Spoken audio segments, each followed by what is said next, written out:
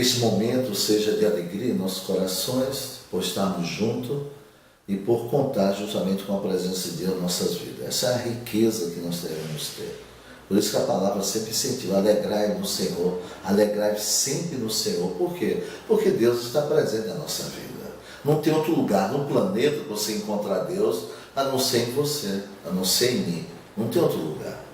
Porque Ele escolheu nós, justamente como a sua igreja, entendeu? Foi isso que Jesus construiu. Esse foi o fundamento dentro da palavra de Deus, que Ele instituiu justamente a sua igreja santa, a sua igreja gloriosa. Isso é muito importante para nós, porque na igreja do qual nós somos, é que nós temos a essência, nós temos a vida.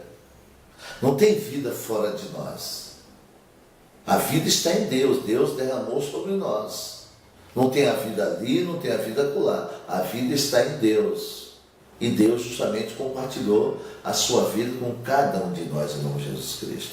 Por isso, nós, como um povo de Deus, nós somos um povo muito alegre, um povo justamente animado, um povo com ânimo pronto em todo o tempo, porque nós temos uma estrutura muito grande dada por Deus, não pelos nossos métodos, mas pelo amor, pela graça de Deus, justamente sobre as nossas vidas. É isso que nós precisamos a cada dia se conscientizar justamente dessa realidade, desse fato, justamente nas nossas vidas. Nós precisamos disso. Porque se nós não for conscientizado a cada dia dessa obra verdadeira, a força do pecado que está dentro de nós, ela vai nos corromper. Ela corrompe. Ela corrompe, vem outras coisas, porque nós não vigiamos. O mal nós do Cristo, do crente, quem não vigia, ele acha que está ali há tanto tempo, tantas horas, ele não vigia de maneira nenhuma. Ele não vê justamente que ele tem uma natureza decaída. Ele não percebe a natureza decaída.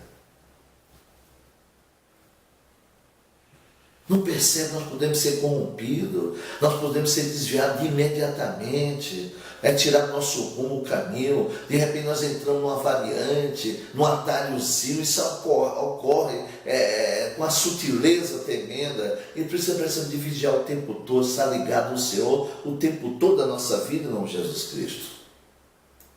Porque é a palavra revelada de Deus que Jesus constituiu justamente nós como sua igreja, o seu templo vivo e poderoso. Certa vez Jesus estava sentado com os seus discípulos, está no Evangelho de Lucas, capítulo 22, e Jesus justamente transmitiu algo para eles. Jesus nunca tinha falado isso para eles. E Jesus falou algo muito grande para eles, eles ficaram justamente assim meio transtornados com Jesus disse. Vamos examinar aqui na palavra de Deus, Lucas 22, verso 21 e 22 diz assim: mas eis que a mão do que me trai está comigo à mesa. E na verdade o filho do homem vai segundo o que está determinado, mas há daquele homem por quem é o quê? Traído. Você viu? Então foi uma afirmação surpreendente para o discípulo naquele momento. Nós ficaram atônicos, atordoados justamente com aquilo. Embora o Senhor soubesse que justamente seria traído por um deles, mas é a primeira vez que o Senhor revela justamente aqui, justamente no livro de Lucas, entendeu?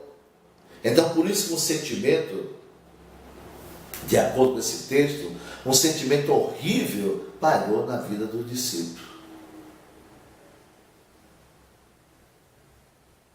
Um sentimento horrível parou justamente na vida do discípulo. É tanto que no 23, a palavra de Deus diz o seguinte: e começaram a perguntar entre si qual deles seria o que havia de fazer isso. Começaram a questionar. Por isso que foi um sentimento horrível, surpreendente na vida deles. Quem será de nós? Quem vai trair? Mas quando nós olhamos esse texto, dá a impressão que está fazendo uma coisa certa, uma coisa verdadeira, que ia trair para ver como é que resolver aquela situação, não podia fazer aquilo. Quem olhava para aquilo pensava que era uma coisa verdadeira. Mas quando você observa o texto do versículo 24, você vê que as intenções dele eram outras.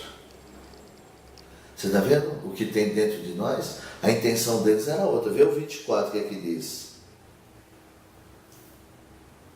E houve também entre eles contenda sobre qual deles parecia ser o maior. Está vendo no 24?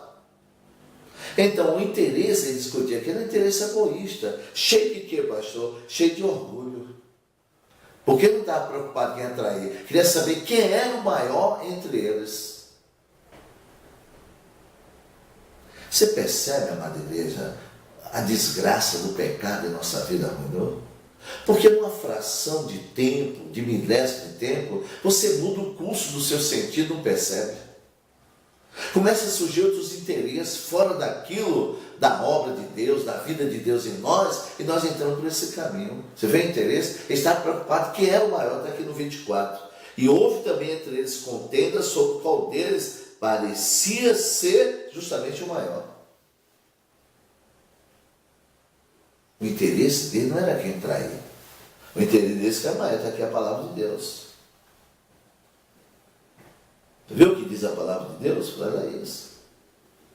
Imagina essa situação. Jesus estava prestes a entregar o chefe, estava próximo do chefe tomar ele, eles estavam discutindo quem era o maior entre eles.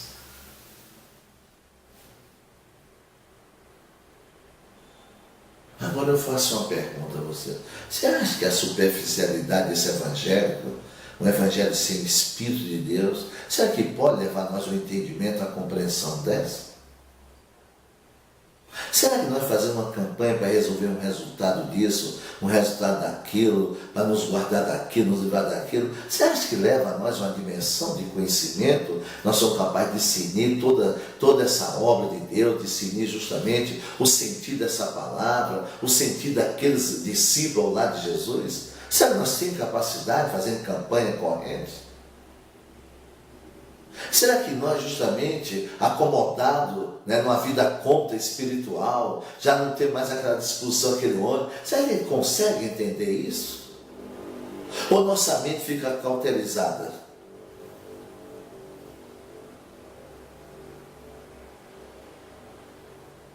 Então, quando eu olho para esse texto, amado, eu fico assim olhando. A gente tem que crescer, avançar a cada dia. Não poder ficar acomodado com os anos, dentro da instituição. A gente entra dentro do ato religioso satânico, que nós vamos ser tomados de surpresa a qualquer hora.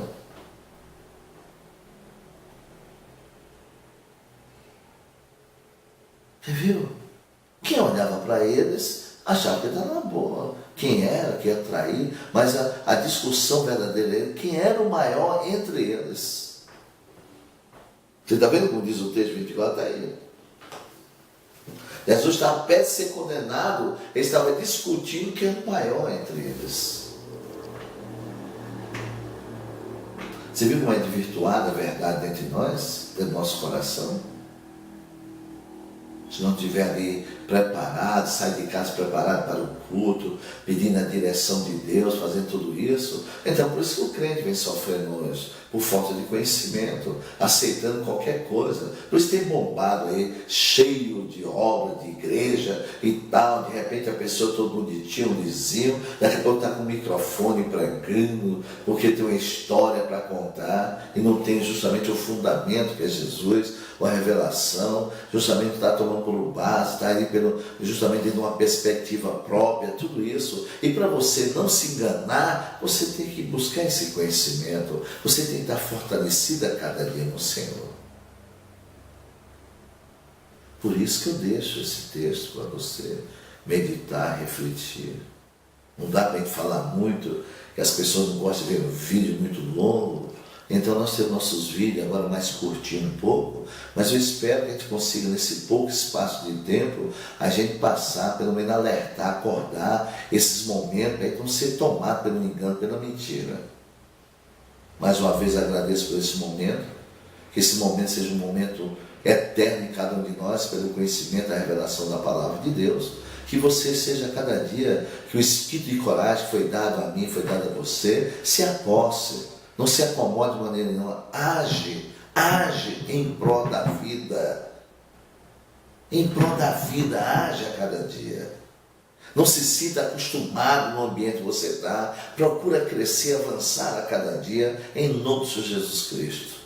Um abraço que eu deixo para todos vocês, aquele abraço fraternal, sem fingimento, e nunca esquecendo, Deus é conosco, em nome de Jesus Cristo.